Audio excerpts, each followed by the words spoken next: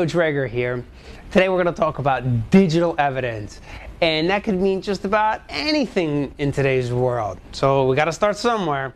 So first, let's look at the definition of digital evidence. I encourage you to search for multiple definitions of digital evidence. I kind of have my own term, which is realistically something that's digital that's going to make its way to court, okay? That realistically could be anything. I'm sure there's a formal definition out there, but that's okay. Okay, so we're going to look at some of the characteristics here in a second, but first let's look at some of the types and factors with regards to digital evidence, okay? First of all, there's anti-digital evidence and anti-digital forensics, okay? And this has to deal with things that, like, for example, wipe drive and any program to zeroize or overlay data on top of other data in an attempt to obfuscate it or hide it or manipulate it or destroy it. Okay, so that's always a challenge in the world of what we do, because when we're trying to find digital evidence, someone else could also be trying to unhide it. Okay, so some of the factors that go into this are basically volatile versus non-volatile. Okay, so you need to know the definitions of volatile versus non-volatile. Transient data, or the types of data that stays in memory until you reboot.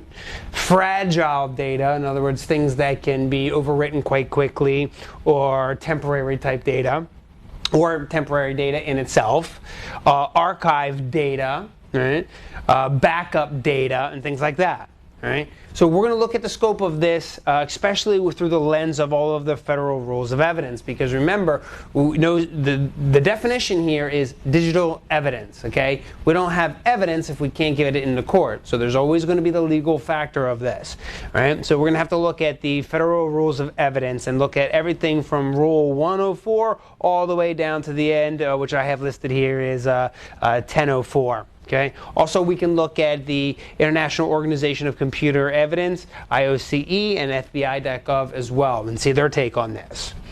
The big picture of digital evidence in the examination process is we have to assess the evidence, we have to acquire it, we have to preserve it, examine it, and then ultimately document and report. So we've said that a few times in the introduction part of this course, but what we're going to do is we're going to take a much closer look at some of the details of what that looks like step by step. All right, and then we'll wrap up here with all sorts of electronic devices. And this is what when I say, hey, digital evidence, what does that realistically mean? It can be vast. It can vary a lot. There's many things that you would unconventionally not consider evidence that you now have to be an expert in, okay? So some of the easiest things that you were likely to have expertise in is basically computers and computer systems, okay?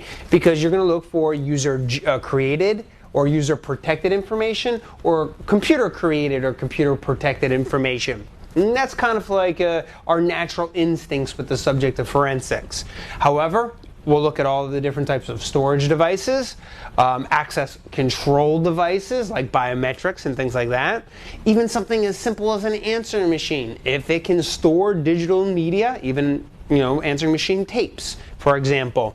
Digital cameras, okay, handheld devices, networking devices, removable storage, all sorts of different types of scanners and copiers.